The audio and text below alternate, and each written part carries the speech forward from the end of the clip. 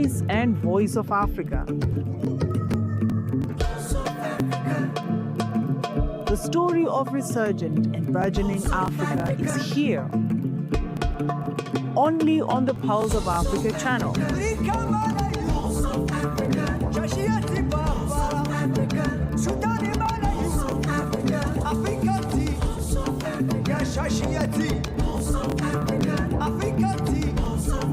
Pulse of Africa, the face and voice of Africa.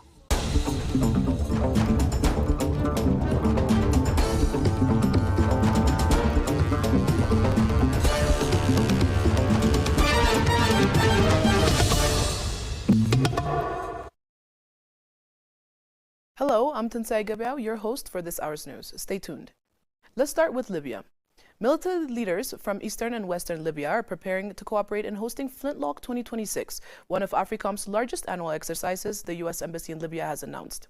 The statement followed a two-day visit by AFRICOM Commander General Dagvin Anderson. U.S. Chargé d'Affaires Jeremy Brendit said the joint effort would help integrate Libya's military institutions and support a unified approach to security challenges. He added that Libyans value AFRICOM's role and its support for the counterterrorism efforts. AFRICOM is responsible for U.S. military operations and security cooperation across Africa.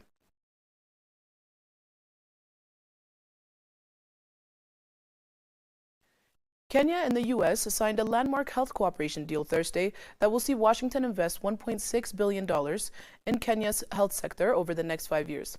The deal, witnessed by President William Ruto, makes Kenya the first African nation to enter government-to-government health framework with the United States. The signing ceremony took place in Washington, D.C., where U.S. Secretary of State Marco Rubio and Kenya's Prime Cabinet Secretary Musalia Mudavadi formally endorsed the framework on behalf of their governments. Rubio said the U.S. chose Kenya as the inaugural signatory because of its long-standing stability and strong institutions. Ruto said the partnership represents a decisive shift in how external health support is delivered, emphasizing that incoming resources will be routed directly through Kenyan government systems to improve efficiency and accountability. The signing of the historic health cooperation framework between Kenya and the government of the United States marks the significant strengthening of our commitment to a full actualization of universal health coverage, he said.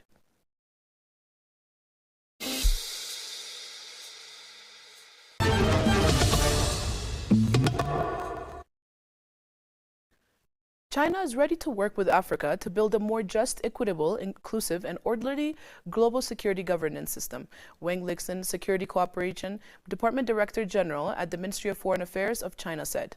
Addressing a seminar under the theme Work Together to Build a Common Security, China and Africa in Action, held in Addis Ababa, she stressed that China and Africa need to strengthen peace and security cooperation to jointly create a peaceful and stable environment for their common development.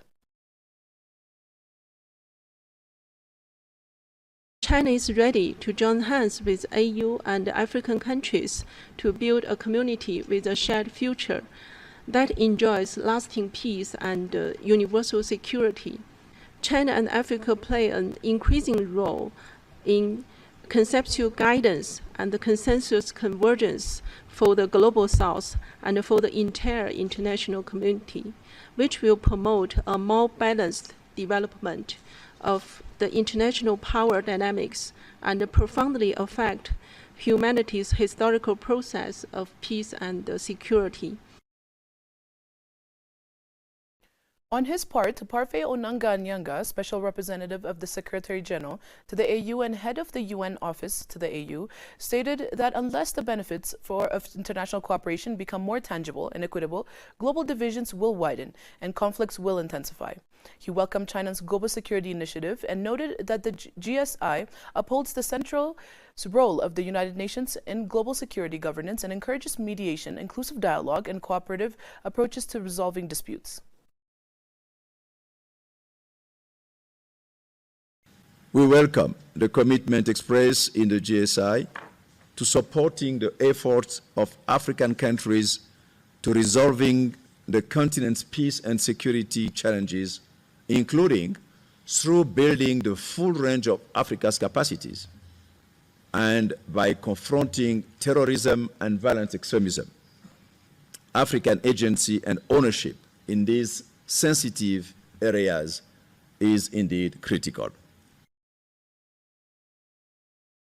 Deputy Chief of Staff of the Chairperson of the AU Commission, Musa Mohammed Omar, said that Africa is open to deepening partnerships with all actors who recognize the continent's strategic importance and support its role as a full participant in shaping global order.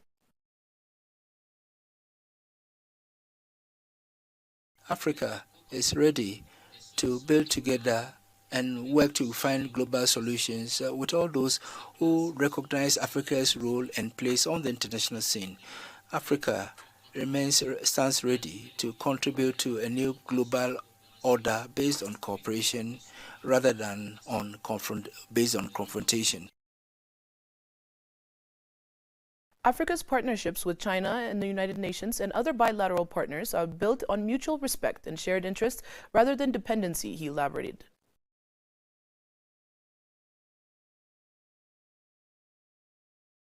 Malawi on Thursday approved the usage of the injectable HIV drug lenacapavir, becoming the fourth African nation to authorize the medicine.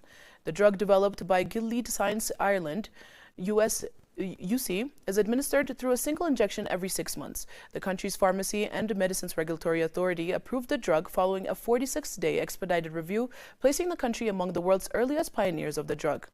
Dr. Beatrice Matanje, executive director of the country's National AIDS Commission, hailed the approval as a great milestone in the fight against HIV in the country. This approval represents a major breakthrough in the prevention of HIV. We are actually motivated to fight on as a commission to reduce the rate of infection among Malawians, Matanje said.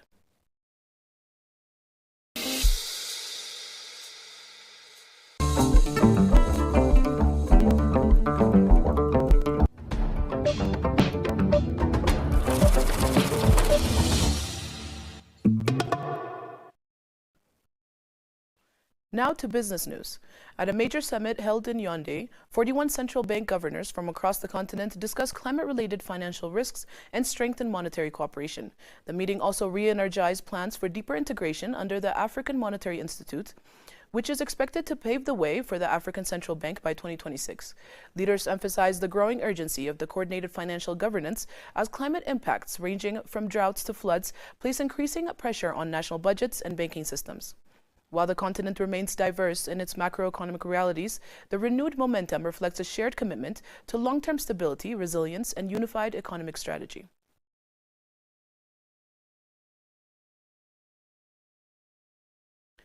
The African Development Bank Group said it has approved additional debt relief for Somalia, paving the way for full cancellation of all African Development Fund loans to the country covering the 2024 to 2039 periods. The lender said the approval follows Somalia's strong progress on macroeconomic reforms, public financial management, domestic revenue mobilization, and governance.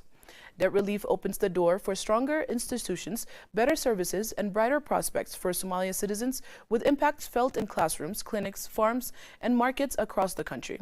AFDB lead operations advisor for Somalia, Boubacar Sankara, said in a statement issued on Wednesday. According to the FDB, Somalia has also met its poverty reduction commitments by improving basic service delivery and expanding safety nets for vulnerable households.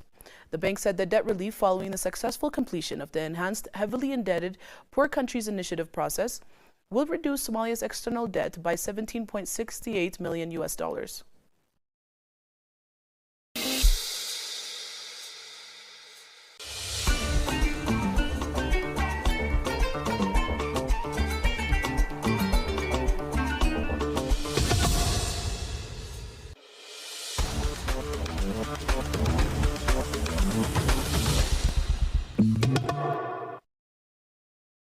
Moving on to sports news, Cameroon's national team, the Indomitable Lions, now has a new head coach officially recognized by FIFA. David PAGOU has been listed on the organization's website as the leader of the squad, confirming his role as the man in charge as the Lions prepare to compete in Morocco for their 6th Africa Cup of Nations title. The announcement signals a fresh start for the team, which will look to build momentum under PAGOU's guidance ahead of the continental tournament. However, the transition has not been without controversy. Former coach Mark Bryce has revealed that he has yet to receive formal notification from the Cameroonian Minister of Sports relieving him of his duties, even as the FIFA's records reflect the managerial change. Fans and stakeholders alike will be watching closely as the Lions aim to add another continental crown to their history.